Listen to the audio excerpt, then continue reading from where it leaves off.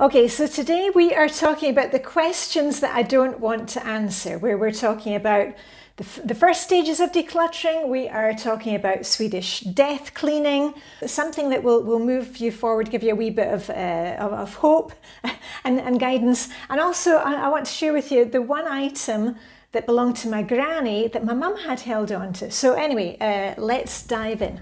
Diane in Denmark here, rah, rah, rah. A decluttering chat video today, questions that we don't want to answer. And if you are working in your office, you may like to just sit and listen, go through a desk drawer. If you're at home, you may want to fold some laundry, do the dishes while we chat, and otherwise you can just take it as me time, grab something to drink. So anyway, let's get straight into it. You know that I've been going through a lot of life changes recently. You also know that I am a Flylady expert. I've been doing Flylady for many, many years since the kids were small. And I wanted to give you some questions that you can ask when you are going through the different stages of decluttering. And I've broken it up into 3 stages because I've gone through stage 1, discovering the Flylady system, getting started with my journey. Stage 2, digging a bit deeper, and then on to where I am now. Stage 3, letting go of the past, decluttering towards a new life. So anyway, listen in, and as I said, hopefully this will be helpful for you, whichever stage of the journey you are on, and know that whatever you can declutter, it's all good. We're just moving forward, one foot in front of the other, one pom-pom in front of the other. And before, don't let me leave you today without giving you a little update on some of the stuff that I was talking about decluttering recently. Anyway, the first stage of decluttering, that's when, you know, you feel so despondent and you're on the internet thinking, how can I get organized? That was me back in 2006. Here we go. Yeah, when I went looking for some kind of system to help me, there we are, 13th of August 2006.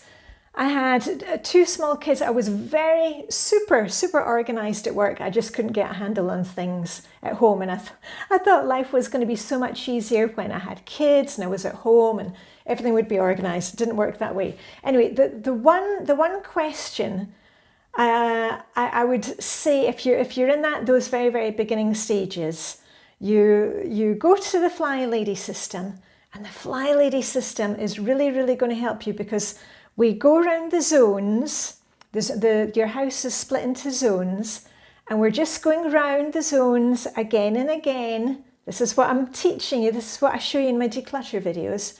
And it's the onion method. We're peeling back the layers of the onion because each time you go through the zones, it gets easier and easier to let go of things. And the one question that I would say to yourself in the very beginning is the multiples and the duplicates. If you can put like with like, because when you've got things together, then you can see, oh, I've got, let's take, for example, kitchen items. Oh, do I really need 10 wooden spoons? Maybe you do need 10 wooden spoons, but do you need 10 different appliances for opening cans? Are there 2 that work and 3 that you've been holding on to because they're not so easy to use or they need fixed? So the main question in the very first stages is, do I have multiples of these? Because that's the easiest way to declutter without, we're not looking at the sentimental stuff. I'm sorry, I'm kind of dodging the Danish sun today. Let me just try and change that. And then the first stages of decluttering, that was the biggest help for me, putting like with like, and then it was quite easy to let go of those items. So that's the first stage. And I've got plenty of videos, all my videos. Usually I'm doing it by Flylady Zone. We go around the zones, and you will, if you've been with me for years, you will know how much I've managed to declutter that I couldn't let go of before, but now I'm getting into those stages. So stage 2, we're moving on. You're beginning to get into this decluttering habit because it has become a habit. We're going through the Flylady zones. Stage 2, we're digging a little deeper, and the questions that we need to ask ourselves are a bit more complicated. And I've got a few questions for you. Okay, are you keeping the item because it is unfinished, like craft projects? Are you actually going to finish that project? Does it need fixed? Are you ever going to get it fixed? Let's be honest here. Are you keeping the item because you spent money on it or it was a gift from somebody? And right here and now, I would say to you, but I'm going to banish all the guilt and all the guilt that you've spent on things and that it's all gone. The gift has been given to you. You can do with it what you like, okay? So those kind of categories, just let them go. Would you buy the item again? And would you buy the item again with your own money? This applied to me. You know, we do the swap parties here in Copenhagen, me and my friends, and there's also lots of public swaps held at our libraries and institutions and churches. And in the beginning, I was taking home, you will see in my hauls from those old videos, I was taking home things because it was free. But if I was really going to spend my own money on the item, would have taken it home? Probably not. So there's a good question to ask yourself. Is the item part of your kind of fantasy life? Like me with the craft stuff recently, I enjoy the idea of doing the crafts, and it's hygge, you know, it's cozy when I'm together with friends doing it. But am I going to do it on a day-to-day basis? No, it's not part of it. It's not a part of my life. Okay, how often do I really use this item? And with that question, that's applied to a lot of things. You're going to see me decluttering the kitchen next week, where I've got like a carving machine for carving meat, and I keep it in the basement because I only actually use it at Christmas when we've had some kind of big roast. And it can be, and I'm thinking, why am I holding on to it for use literally one day of the year? So are you holding on to things because you might use them at some point, or how often do you use it? I've also got a creme brulee torch. Never use that. That I can probably pass on to my son because he's really big into cooking at the moment. And also with those kind of items, do they have a shelf life? And I gave you the story that when we were clearing out Mum's house and going through her clothes, and there was this fake leather jacket. She'd had it for years, and it looked really nice. And I thought, oh, that'd be great for the charity shop. And when I packed it together, it just crumbled. And that applies to things that I've had. Oh, sorry, like you know, swimwear, bikinis, and you've just held on to it for so long, and the elastic goes into it. Shoes that I'd held on to, and the heels were cracking when I suddenly decided, okay, now I'm going to wear them. You know, I'm halfway down the garden path, and I've lost a sole. Not my soul. I've lost a sole. So, you know, how do these things have a shelf life? Let's get them passed on to somebody else who can use them here and now. Have you forgotten that you even had that item? If you've got stuff like that, you've probably not been using it for a long time. And also, why are you hanging on to it? The kind of just in case, like, oh, I may hold a garden party at some point. I've decluttered all those kind of things, you know, the extra garden furniture, the clothes rails, things like that, because in the end, if I do need those, I could probably buy them quite cheap, or I have such a good network of friends and family, I can borrow them from a friend. Whew, and then we're moving on to stage 3, which is the stage that I am now, where we are coming to terms with letting go of the past. And I've got three major things which have been going on in my life, which have really laser focused me onto what is essential in my life and what it is time to say goodbye to. And I'll tell you the 3 things that have happened for me and hubby recently. First, the kids, our kids are now grown, so we are empty nesters, and I'm moving out of that, you know, having a long time ago, I left Edinburgh. I'm from Edinburgh in Scotland. I went to work at the European Court of Justice in Luxembourg when I was 21. That's where I met hubby. Single girl, single working girl, and then we moved here, had the kids, and then I'm, mum of 2 small kids, struggling with the housekeeping, and the clutter just got worse and worse. And then slowly going back to part-time work, and then fast forward, through making the YouTube videos, starting the coaching. And now hubby and I, we will be downsizing from our big old house here in Copenhagen, which is 360 square meters. We have a summer cabin in Sweden that we love, and I call it the summer cabin, but actually we use it all year round. Nice garden there, we're right at the sea. But we're moving out of here and hopefully into the centre of Copenhagen, into a nice apartment in Christianshavn, my favourite area of Copenhagen, with a view of the canals. So that's another kind of layer of things for us. And then losing mum this summer, and mum was doing really well, but she took a tumble, and then it all went downhill very fast, and then I had to go suddenly to Edinburgh, and then she was on end-of-life care. My brother and I, we looked after during those final 2 weeks, I think it was, and cleared out her house, cleared out everything. And it's all of these things have just really, as I said, laser focused me in. But I was going to, before I lose my laser focus, here are the questions that have really come up for me recently. Do these items, do they represent who I am now? Talking about, I'm no longer the party girl who is 21 years old or working in Luxembourg or with small kids.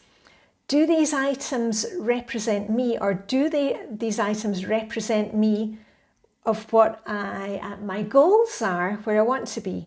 And something that's been really helpful for me, with the clothes, I did that huge clothes declutter recently, the 90 minutes of decluttering.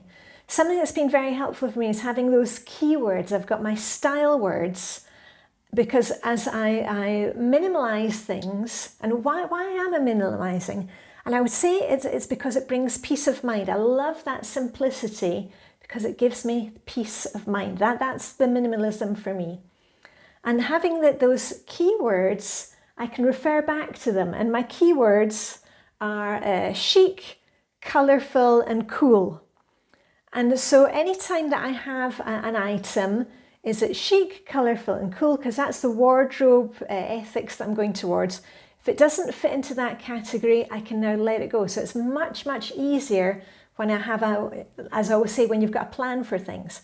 And something new that I learned at the Get Organised virtual summit was applying those style words, keywords, to my decorating style, to our decorating style in our home. And that will apply to whether we are here in the big old house or in our new apartment. And the words that I've chosen are modern. Modern is, our house here is funkis. It's a design feature. Modern, minimal, and cozy. Hygge is the Danish word for that. And again, you're going to see me decluttering a lot of things moving forward because, things like vases and candlesticks, do they fit into that?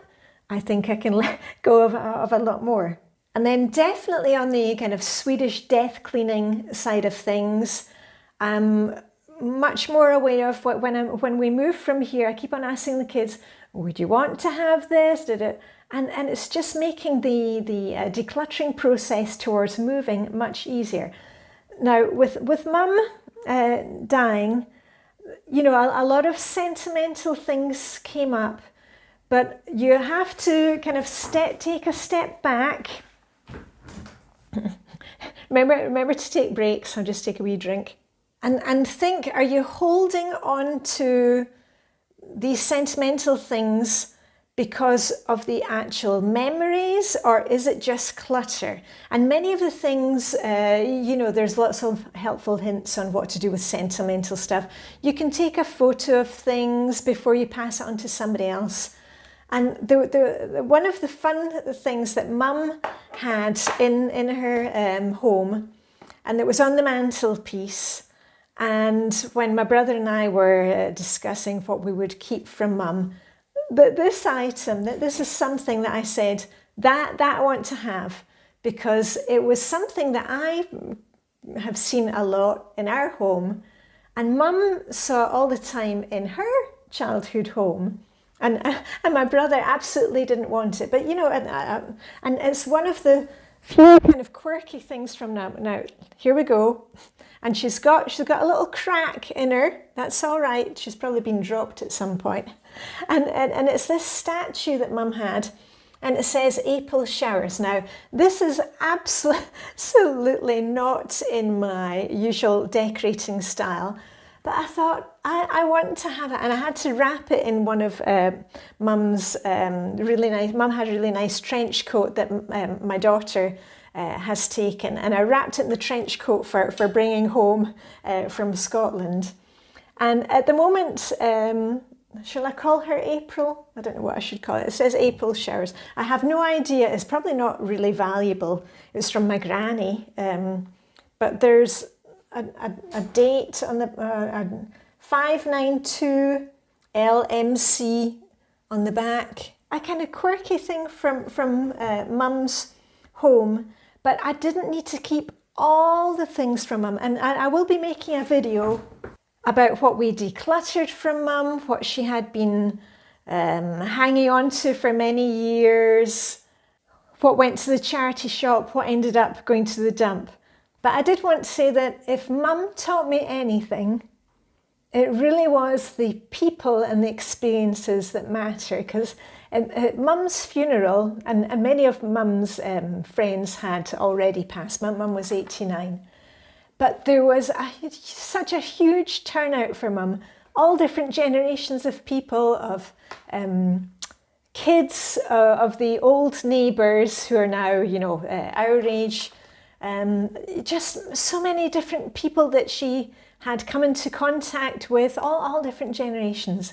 And that's why I'm really loving the downsizing, the minimalising, because as I said, one, it gives me that peace of mind that having an organised life gives me a peaceful life, and also it opens up for so many more things. I have made so many good friends and done so many things in my 50s that I never dreamed that I would do or could do. And that's what I want for you. I don't want the things to be holding you back. And whether you are at the beginning of your journey or just getting into the Flylady zones, that makes it really easy, or the middle of your journey, or whether you have some kind of life change, maybe you're pregnant, maybe you are recently retired, that decluttering doesn't have to be a difficult thing. It's the pathway to peace and hopefully more joy for you. And before I forget, one of the questions that I should have put in one of those categories is, would somebody else love this item and use this item more than you are? And you know, I went through the clothes recently. So this heart top, and I know many of you love it, but I don't love it. And my friend Jen, you know my friend Jen, who is a different age group from me. See, I've got younger friends and I've got older friends too. She wants to have this top. She is a type 1-2 in Dressing Your Truth, and this is going to be brilliant for her. So, and Jen is coming to visit soon. Woohoo! So she's going to get that. And do you remember the green jumpsuit that was decluttering? Because I've pared down my wardrobe colours. I took it with me when Sue and I went on the little mini cruise to Oslo last week, and she looks fabulous in it. She tried it on when we were on the boat. She hasn't worn it yet, but she's planning probably to take it on a holiday that she's going and wear it for a Christmas party. And she gave me some items the other day, and then she said to me, what about that coat? I know she loves this puffer coat that I have. And I decided, you know what? She's going to enjoy it so much more than I enjoy it. I've discovered, this is another thing that I discovered recently, that this was a nice coat. It's a reversible night coat, and it's light. But I've realised that while I like the sports items for when I am out doing my ice swimming, I'm an ice swimmer. It's the poster from the World Championships last year. I don't like wearing sporty stuff the rest of the time. I'm not I'm an active person, but I'm not into sports gear per se. I'm chic, colourful, cool. And I've got other items that I wear for my ice swimming, all my different robes that I wear, my dry robe things. So this one is going to Sue. Woohoo! And I know she's going to be over the moon to get that. And that just gives me pleasure knowing that this item is going to be going to somebody who will use it and love it. And what have I been saying to you for the past goodness knows how many years? If you're not using it or loving it, please pass it on to somebody else. And guess what? I'm going to a swap later this week. Woohoo! Anyway, I hope you've got lots of decluttering questions that you can ask yourself. Are there any that you would add to the mix? Where are you in the stage? And I just want to say thank you to everybody who has now subscribed to my channel.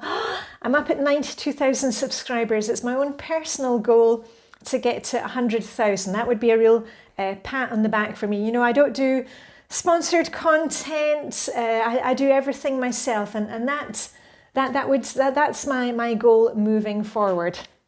Hope you got your desk drawer cleaned out or did some dishes. And all I've got left to say is live long and prosper. May the decluttering questions hygge be with you. And I'll see you very soon with a rah, rah, rah. Okay, bye for now.